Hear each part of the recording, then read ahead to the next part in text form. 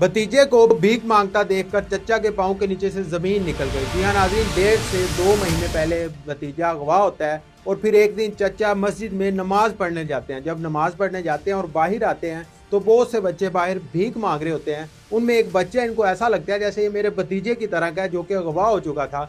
तो ये जब उसके पास जाते हैं तो देखते हैं ये वाकई उनका भतीजा होता है। और फिर उससे पूछगछ करते हैं, उससे पूछते हैं तो वो बताता है कि मुझे अगवा किया गया था 1.5 से 2 महीने पहले और मुझे फ़लाँ फ़लाँ जगह ले जाया गया और वहाँ पर मुझे ये ट्रेनिंग दी गई कि आपने भीख किस तरह मांगनी है। और फिर मुझे मस्जिदों के सामने छोड़ दिया जाता था और मैं भीख मांगता था। फिर ज़ाहिर है पुलिस को बुलाया जाता है और इनके वालदैन को बच्चे के बुलाया जाता है। जब वालदैन आते हैं, बच्चे से पूछगछ की जाती है तो बच्चे को देखकर वालदैन खुश होते हैं कि हमारा बच्चा जिसको हमने भुला दिया था 1.5 से 2 महीने पहले, जो अगवा हो चुका था, वो हमें मिल गया। खुशी से वो निहाल होते हैं। फिर पुलिस को कहा जाता है कि आप इसके खिलाफ कार्रवाई करें, ये जो गिरोह जिसने इसको गिरफ्तार किया था उनको पकड़ने की कोशिश करें। उसको पकड़ा जाता है गिरोह को और उन अफराद को गिरफ्तार कर लिया जाता है। इन वालदैन की तरफ से ये इल्तिजा की जा रही है कि इस तरह के जितने भी गिरोह हैं जो इस तरह बच्चों को अगवा करते हैं उनको पकड़ा जाए और उनको कड़ी से कड़ी सजा दी जाए। नाज़रीन, आप इस सारे वाक़े से ये मुलाहिज़ा कर सकते हैं, ये अंदाज़ा लगा सकते हैं कि ये कितना बड़ा गैंग है। ये एक गैंग नहीं है, एक गैंग को तो पकड़ लिया गया है, पता नहीं इस तरह के कितने गैंग हैं जो बच्चों को पकड़ते हैं और फिर उनसे भीख मंगवाते हैं